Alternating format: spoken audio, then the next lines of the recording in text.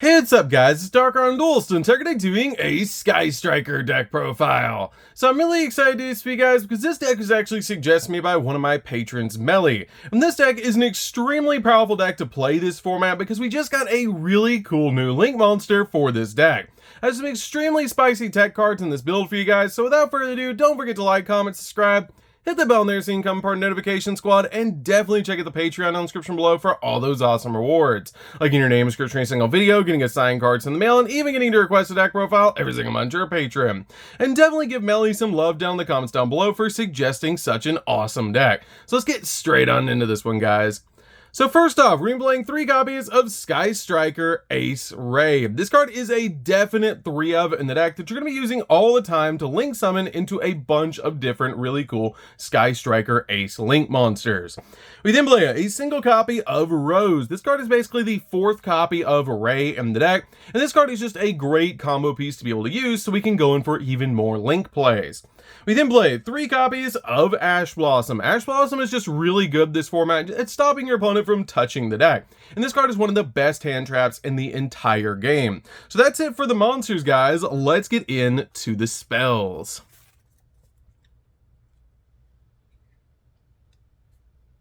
So for the spells, we're going to start with a single copy of Rhoda. Rhoda is an additional copy of Ray because it can search out your copy of Ray directly from your deck to your hand. We then play a single copy of Upstart Goblin. A lot of our Sky Striker cards want us to have 3 spells in the graveyard to get bonus effects, so this card is really good in the deck as one of because it's going to give you a draw 1 while also getting you a spell in the graveyard, and it's great to be able to play a 39 card deck because you play 1 Upstart Goblin, which is just a free draw.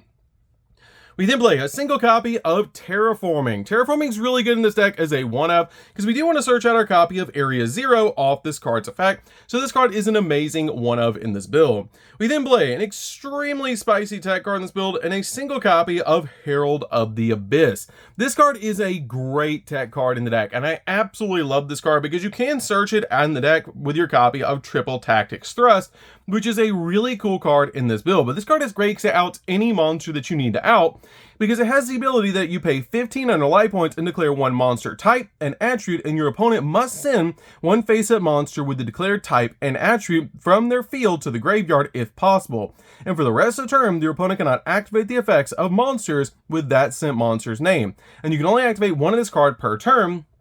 But this card is absolutely crazy because it actually affects the player and it doesn't affect the monster, which is absolutely insane and helps you out literally any monster in the game, which is really cool. We then play a single copy of Called by the Grave. Called by the Grave is really good in this deck as a 1-of just to stop your opponent from hand trapping you while you're going in for all of your plays.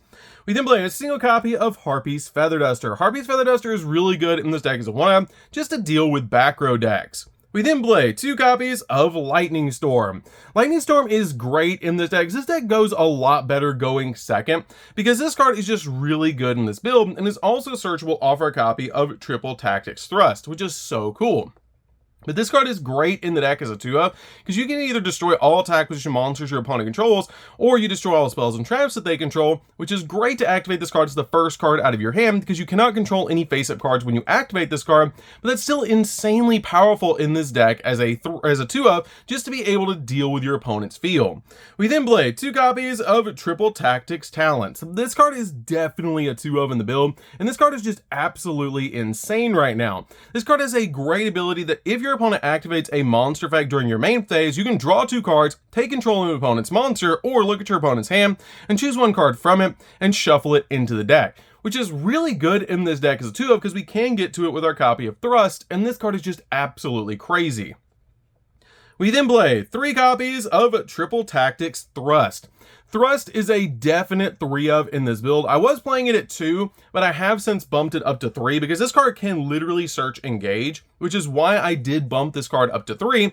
And this card is absolutely crazy that if your opponent has activated a monster effect during this turn, you can set a normal spell or trap directly from your deck, except another copy of this card. Or if your opponent controls a monster, you can actually add it to your hand instead of setting it to your side of the field, which is a really insane effect. deck. And that set card cannot be activated this turn, which is really good if they do control a monster because you'll get to add it to hand instead of setting it to your side of the field so you can activate it immediately. And all the cards in the top row, except for Called by the Grave, can be searched off your copy of Thrust, except for Thrust itself, which is super crazy because you have a lot of really good options in the deck to be able to get to with this card, including your copy of Engage, which is so cool about this deck that you can get to one of the most powerful cards in the deck with this 3 of. We then play 2 copies of Area Zero. Area Zero is a really good 2 of in the deck, but you really only need 2 copies of this card. It's a great 2 of in the deck because it lets you target one other card that you control and excavate the top 3 cards of your deck. And if you do, you get to add 1 excavated Sky Striker card to your hand, also shovel the rest back in the deck. Then, if you added a card off this card's effect and you excavate a Sky Striker card, send the targeted card to the graveyard. And if this card in the field spell zone is sent to the grave by a card effect, you actually get to special summon a Sky Striker Ace monster from your deck, so you'll get you your copy of your Rose or your Ray directly to your side of the field. We then play 2 copies of Multi-Roll. Multi-Roll is definitely just a 2 of in the deck. You don't want to play 3 because it is a little bit bricky at 3, which is why I just like playing 2 copies in this build, but this card makes absolutely crazy plays in this deck, because it has the ability at once per turn, you can actually target one other card that you control and send that card to the graveyard. Also, your opponent cannot activate cards and effects in response to your spell effects activations for the rest of the turn, even if this card leaves the field, which is a crazy ability for this card to have because it's basically going to turn all your spell cards into speed spell 4 so they can't even respond to them, which is really insane. It also has the ability at once per turn. During the end phase, you can actually set Sky Striker spells with different names from your graveyard up to the number of Sky Striker spells you activated this turn while this card was face up on the field, but banish them during the banish them after you activate them and they leave the field, which is really cool about this card because you're going to get multiple uses out of your Sky Striker spells. So this card is just really insane as a 2 of in the deck, and it's also very easy to get to because we have 2 Engage. We then play a single copy of Hornet Drones. Hornet Drones is really good as a 1 of in the deck because this card just generates you a token, which is absolutely insane. If you have 3 or more spells in the graveyard, it comes out with 1500 attack and defense, which is pretty good. We then play 2 copies of Engage. Engage is definitely a 2 in the build. This has the ability that you can add any Sky Striker card you want from your deck to your hand. If you have 3 or more spells in the graveyard, you also get to draw a card, which is insane because this card is basically Upstart Goblin for the deck. This card is definitely a 2 of in the deck and is really good in this build because it's not even a once per turn. So if you can roll through this card multiple times, you can get multiple draws and multiple searches, which is just really, really good. We then play 2 copies of Afterburner. Afterburner is definitely a 2 of in the build because it has the ability to actually get to target a face-up monster on the field and destroy it. And if you have 3 or more spells in the grave, you can actually destroy spell trap on the field as well, which is just really, really good. We then play 2 copies of Shark Cannon. Shark Cannon is great right now, and I really love this card as a 2 of in the build. I was playing it at 1 before, but I've since bumped it up to 2 in playtesting. But this card is really good because it lets you target 1 monster in your opponent's graveyard and banish it. Or if you have 3 or more spells in the grave, you can actually special summon that monster to the side of the field instead, which can help you link climb into some really powerful cards, or just use a really strong monster in your opponent's graveyard to be able to OTK. We then play 3 copies of Widow Anchor. Widow Anchor is one of the most powerful cards in the deck besides your copy of Engage, and this card is just really good because it's actually a negate. It has the ability that you can actually target a face-up effect monster on the field and negate that face-up monster's effects until the end of the turn. Then, if you have 3 or more spells in the graveyard, you actually get to take control of that monster, which is really an insane effect. That you just instantly get to take your opponent's most powerful monster, which is just really cool.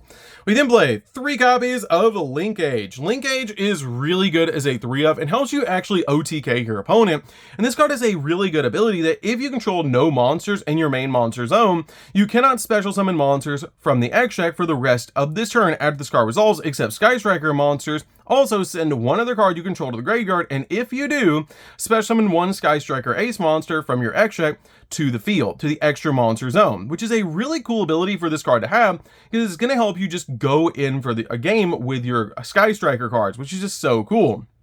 It also has the ability that if you have a light and a dark monster that's a Sky Striker Ace monster on your field or in the grave, the monster summoned by this effect also gains 1,000 attack points so that you can go in for game, which is just super cool. I love this card as a 3 on the deck, and this card is just so good in this build as a 3 of to help you just go in for game and get you a really big monster on the field. So that's it for the spells, guys. Let's get into the traps.